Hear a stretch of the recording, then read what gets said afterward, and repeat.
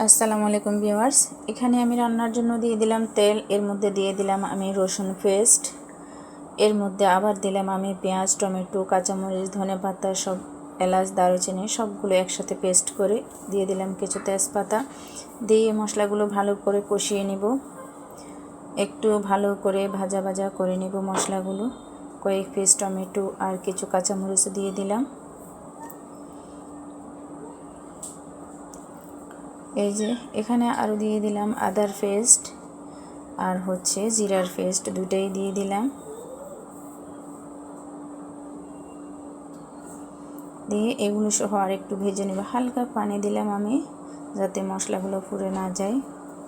এই যে মশলাগুলোর উপরে তেল উঠে চলে আসছে। এখন দিয়ে দিলাম সামান্য হলুদের গুঁড়া, মরিচের গুঁড়া দিয়ে আর একটু ভালো করে ভেজে নেব।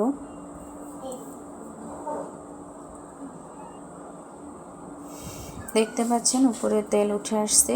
এর মধ্যে এখন আমি দিয়ে দিব কিছু মাংস ছোট ছোট করে কেটে নিয়েছি। এগুলো দিয়ে আজকে সবজি রান্না করব। এই যে মাংসগুলো কষানো মোটামুটি হয়ে আসছে।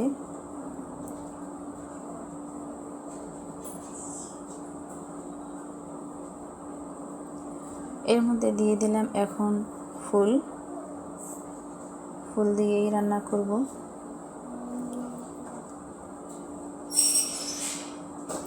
দেখতে পাচ্ছেন এই যে মোটামুটি হাফ কষা হয়ে গেছে। দিয়ে দিলাম এখানে আরও কয়েক ফালি টমেটো এবং এর মধ্যে দিয়ে দিলাম ধনেপাতা। কেমন হয়েছে যদি ভালো লাগে লাইক, কমেন্ট এবং শেয়ার করবেন। আমার চ্যানেলটি সাবস্ক্রাইব করে দিবেন। সবাই ভালো থাকবেন, সুস্থ থাকবেন। আল্লাহ হাফেজ।